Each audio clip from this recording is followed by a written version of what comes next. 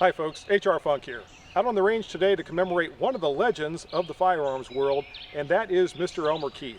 If you're about my age, you probably remember back in the 70s, 80s, or maybe if you're a little bit older, back in the 50s or 60s, reading Elmer's articles or maybe even some of his books. And Elmer Keith's lasting legacy to the firearms world is the 44 Magnum cartridge. If you don't know that or you're not familiar with it, I'll give you a very brief history. Back in the 1930s, Elmer started to experiment with the 44 Special cartridge, and he was hand loading it to higher pressures than it had been loaded to previously by the various ammunition factories. And eventually he ended up with what he called his 44 Special Magnum, and that cartridge produced significantly more velocity and energy than anything that had been loaded previously in the 44 Special. Now, Elmer used a special hard cast bullet of his own design, and he wrote about it extensively in the magazines back in the day. Eventually, Elmer started to lobby the powers that be at Smith & Wesson to legitimize his cartridge and come out with a special, robust, heavy frame Smith & Wesson revolver that would safely chamber and fire that cartridge. And when Smith & Wesson started to work on the project, they enlisted the aid of Remington, and eventually Remington developed what they called the 44 Remington Magnum, and Smith & Wesson came out with a special revolver which, when it was first introduced, was just called the Smith & Wesson 44 Magnum. A couple of years later, in 1957, it was redesignated as the Model 29, and a piece of firearms history was born. When Elmer got the new cartridges, the 44 Magnum cartridges that is, he also started to experiment with them.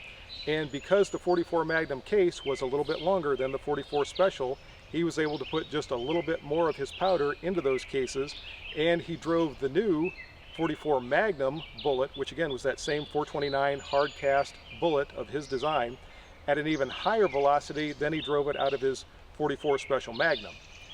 This is an example of Elmer's 44 Magnum cartridge. By the way, these cartridges, or at least the bullets, are brought to you today by the good graces of Skip Boyer, who, along with being a holster maker extraordinaire, is also a bullet caster. And he recently sent me some of these Keith-style bullets, and I thought it would be a great fun to come out here to the range today and do some shooting with the original Keith loads. So I have duplicated Elmer's loadings in both of these cartridges, and you'll notice that I haven't said exactly what the powder charges are for these cartridges, and I'm not going to. Now, in this era of the internet, they're going to be pretty easy to find, and in fact, if you just say Keith load, either Keith 44 Magnum or Keith 44 Special, you're going to come up with what these loads are pretty quickly. But out here today, to commemorate Elmer, as I said, I'm going to do a little bit of shooting with these. I want to see what velocities we can reach shooting both the 44 Special Magnum and Elmer's 44 Magnum. We'll take a look at the accuracy, and then when we get to the end of the video, I'm going to splash some water targets with it, which is the part that I'm really looking forward to. So here we go. Alright folks, I'm set up and ready to go. The chronograph is about 10 feet in front of the muzzle of the revolver, and the target is 25 yards away. I'm going to start out shooting the 44 Special Magnum. Since it came first, it seems appropriate to start out shooting that one. And I'll call out the velocities as they're registered on the chronograph, and I'm going to fire about 5 rounds, then we'll go down and take a look at the accuracy. Then I'll switch over to the 44 Magnum and try 5 rounds out of that and see what kind of velocity and what kind of accuracy we get out of the Magnum cartridge.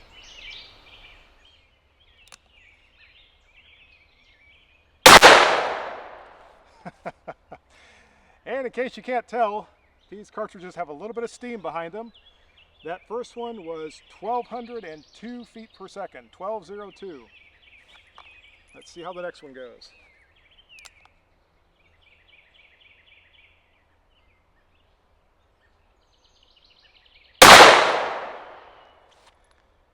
$11.87.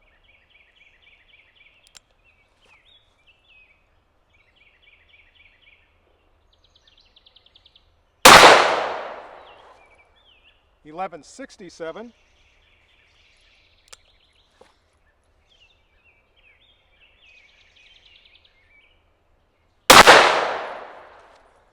$12.05.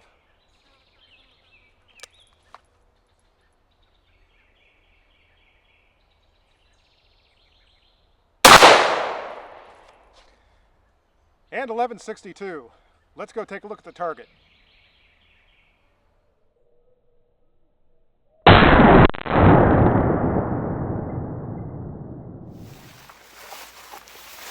All right, folks, here are those 5 shots out of my 6-inch 629, and I was using a 6 o'clock hold. I was actually holding the front sight right here at the bottom of the green circle, and the shots are pretty much right to point of aim.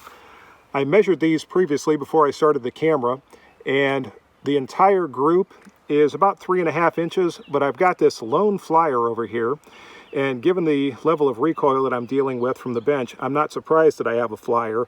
The best 4 out of these 5 are in just over 2 inches, about 2¼ inches, which I think is pretty good from 25 yards for these Keith 44 specials.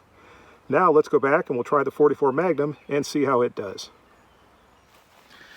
And while I'm walking back to the bench here, I'll let you know that the average velocity for those 5 shots of Elmer's 44 Special Magnum cartridges was 1,185 feet per second with those 240 grain Keith style bullets as cast by Skip Boyer. And as you can tell, that is far and away greater velocity and power than the average factory loaded 44 Special, which is why I'm shooting them in my 6-inch 629 44 Magnum. That ammunition really is not something you want to put in a lighter, less robust revolver chambered for the 44 Special. In fact, I would recommend if you're going to shoot those, shoot them in a 44 Magnum revolver. And on we go to the big load. These are Elmer's 44 Magnums. Let's see how they do over the chronograph. By the way, I'm again going to be aiming for the very bottom of the green bullseye as a point of aim.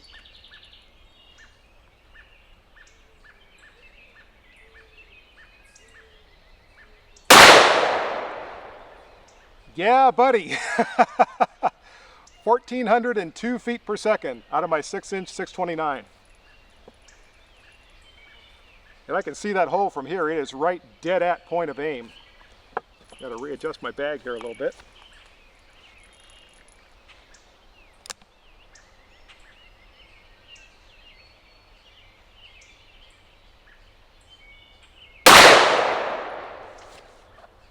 $14.51.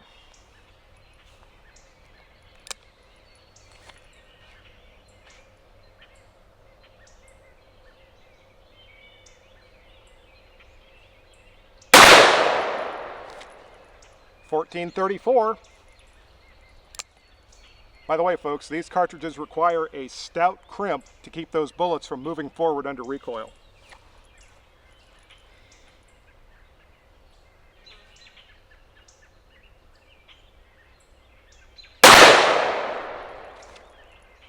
$14.34.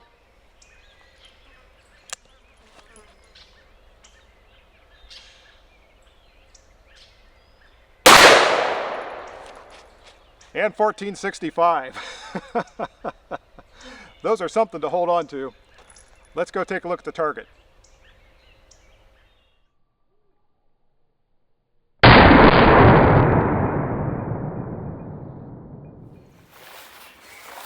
And here's our group with Elmer's 44 Magnums. And once again, I measured these before I started the camera. This was the first shot that I said I could see right at point of aim. After that, they printed a little bit lower, and the sights for my 629 are not set up for this load, so that's why they're hitting as low as they are. And the entire group, again, is a little over 3 inches, about 3¼ inches center to center. And the best 4, once again, is just over 2 inches. So very consistent accuracy with those heavy loads. And as I said before, getting 4 out of those 5 into just over 2 inches, I think is pretty impressive for that load.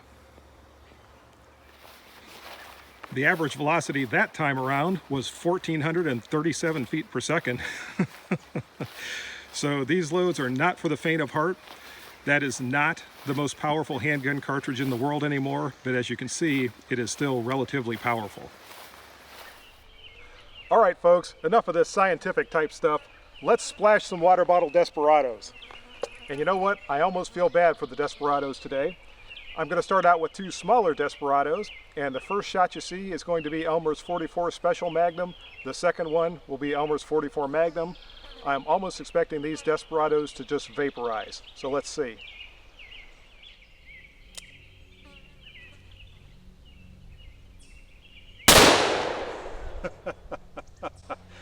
There was the special Magnum. Now let's try the 44 Magnum.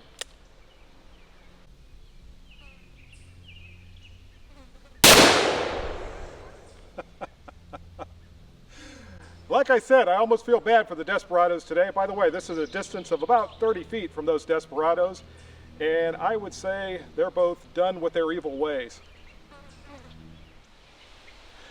Nothing left but their hats, folks. So on we go to a little bit bigger challenge. Next up is going to be a larger water bottle Desperado for the 44 Special Magnum. And if this one looks a little weird, it's because he got so drunk that he fell over and cracked his side and half of his water leaked out. So he's still obviously going on with his evil ways, and we're going to have to deal with him. But he's going to look a little bit weird when you see him. In fact, he's standing on his head.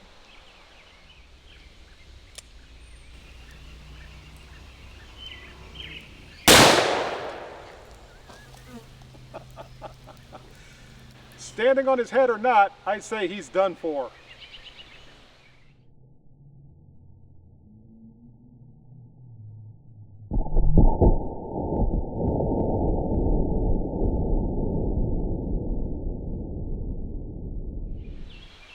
Folks, this Desperado was half empty, which certainly reduced the amount of pressure inside, but still, he just shattered on impact.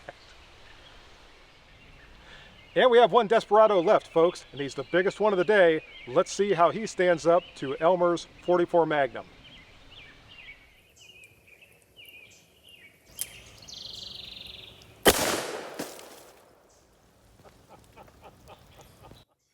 Yes, I'd say Elmer's 44 Magnum was up to the challenge.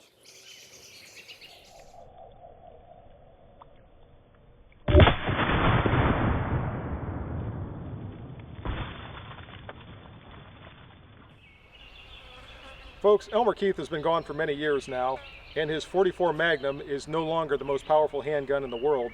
But as we've seen, it's still a formidable cartridge, and with his bullet, it's especially good if you need something that's going to penetrate deeply through heavy muscle and bone. And that's the video for today. I hope you enjoyed it. If you have any questions or comments, as always, make sure you forward those to me. Remember, if you purchase anything from Optics Planet, be sure to use my discount code, which is... And if you use that discount code, it's good for 5% off anything you purchase from Optics Planet. Also remember, warbirdbunker.com is making t-shirts for the channel. If you go to warbirdbunker.com, you can find the t-shirt that Nathan made for me and any of the others that he has there, and he would be happy to help you if you want any of those t-shirts. So until next time, folks, good shooting. Bye-bye.